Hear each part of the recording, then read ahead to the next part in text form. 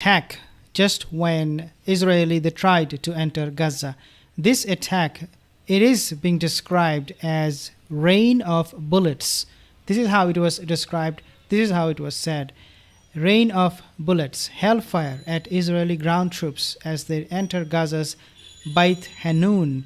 There is a place called Beit Hanun. Now, what is happening at the moment? We know Israel is losing this war big time. Their economy is suffering right now. There is actually a public notification going on in Texas that if you want to repair your home that is being damaged or destroyed by rain or storm, then you need to sign on a paper agreeing that you will not support Hamas, rather you will support Israel. And so if you are in the states in Texas, you might have received that notice from the government offices.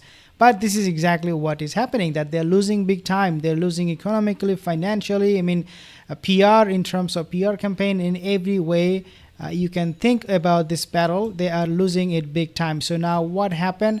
Also, Saudi Arabia and Turkey, as I said in the comments or actually on the title, that they are gathering forces. Now, a surprise turn of events, even one of the world's most powerful armies did not anticipate. So this is what I'm reading from the news here. I just have decided to share with you on this notepad, so you can read with me. Show a surprise attack, okay, and there is a surprise turn of event. And this warfare, the use of booby traps and surprise sort from extensive network of tunnels and extensive minefield have resulted in mountain casualties among the attacking army, while unconfirmed estimates suggest that over 350 soldiers have lost in just 3 days of fighting. So 350 soldiers, these are from IDF, the biggest terrorist organization in the world. Soldiers have been lost in the just 3 days of fighting, along with 9 tons, 33 raiders, 40 small dress, 147 lens cameras, 69 communication systems, 17 jamming system, and 27 intelligence systems. We cannot independently verify this figure, as both sides are deeply involved in war propaganda. Nevertheless, a confirmed source said that Israel continues to carry out intense airstrikes in Gaza. Many Palestinian tunnels have been targeted and reportedly destroyed. Even though the Israeli army, they're claiming that they have entered Gaza and they have done this, they have done that, but we do have reports from Hamas themselves suggesting that did not actually happen. Whatever Israel is claiming, it did not happen. Obviously, IDF, they are playing or competing with Hamas in terms of this propaganda, where they are showing one thing when another thing and a completely different thing is happening on the ground. Now, I want you to take a look at this article at the same time. As you can see here, Lebanon's militant Hezbollah leader threatens escalation with Israel as its war with Hamas rages on. What happened? So Hezbollah leader Hassan Nasrallah said Friday that his powerful militia is already engaged in unprecedented fighting along the Lebanon-Israel border and threatened a further escalation as Israel's war with Hamas nears 1 month mark. Now, there is another report that came only a few hours ago that basically says that Israeli soldiers, they have encircled entire Gaza. Now, it doesn't make any sense because one side of Gaza is ocean. Are they surrounding the entire city of Gaza? And if they're doing so, how? How is it even possible? Because for you to enter those crossings, you need to remove those checkpoints set by Israeli army themselves. Or if you want to enter through that passage, then you are really not allowing the Gazans people to leave the city of Gaza, because according to their strategy, Israeli strategy, they are now planning to push out these 2.3 million people, okay, through the border to the Sinai or to Egypt. But if they are surrounding this entire city, that means they are not letting everybody to leave, and that means that they are now Israel. They are now fearful of Egypt, because Egypt, they mentioned, and Sisi said, and the chief intelligence officer, the army general from Egypt, they said, if Israel, actually this was a prime minister of Egypt, he said, if they push out these people to our Sinai region, to our lands, we will be fighting with Israel like hell. Like, he was very, very clear on that. His rhetoric was very, very harsh. Do not mess with us.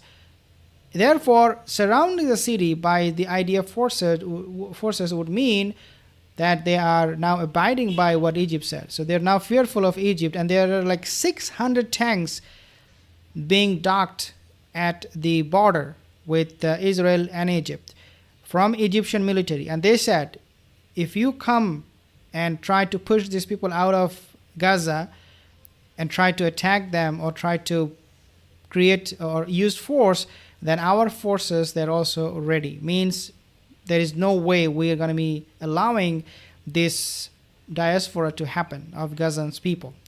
This is exactly why things are escalating so much. Now they're surrounding the city of Gaza. Of course, now they have to focus, their concentration would be on this particular place, city, Gaza. As a result, Hezbollah, they have said, we are already engaged.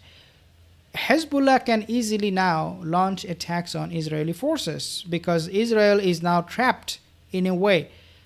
Their only mission now is to go into Gaza, and this is why they have amassed this huge number of armies there, making themselves very, very vulnerable to the attacks coming from Hezbollah or even Hamas for that reason, or from other proxies that Iran is using. Things are not looking good at all, and this is why we have seen how Anthony Blinken, U.S. Secretary of State, I think is the Secretary of State of Defense, he went to Israel, tried to negotiate a peace deal or a ceasefire. The reason for that is because U.S. can see this war is going to be a total and complete disaster for Israel. They cannot win this war because if they win at one front, the other fronts will be under attack. They cannot win all fronts. This is impossible, and they are not fighting a specific country or a military. These are all proxies. They can hit and run, and Israel will have no clue. On top of all of this, as I said in the beginning of this video, the financial economic pressure they are now enduring, Israel, it is unbelievable. U.S. is going to be bleeding their economy out by helping Israel. This problem will never be solved at the same time. Therefore, we are seeing at the end of Israel and their occupation, their oppression on the Palestinian people will never be the same as it was for the last 5 decades, for a very, very long time. These developments from Hezbollah, what they're saying is something very, very remarkable. I need to talk more about this. In Televest remarks, his first since the Palestinian militants' deadly attack, October attack on southern Israel, Nasrallah stopped short of announcing that Hezbollah would fully enter the war, a move that would have devastating consequences for both Lebanon and Israel.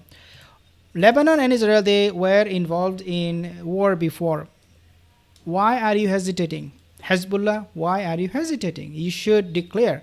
He fell short. Hassan Nasrallah, you cannot trust these guys. These are Shia. They have their own agenda set by Iran.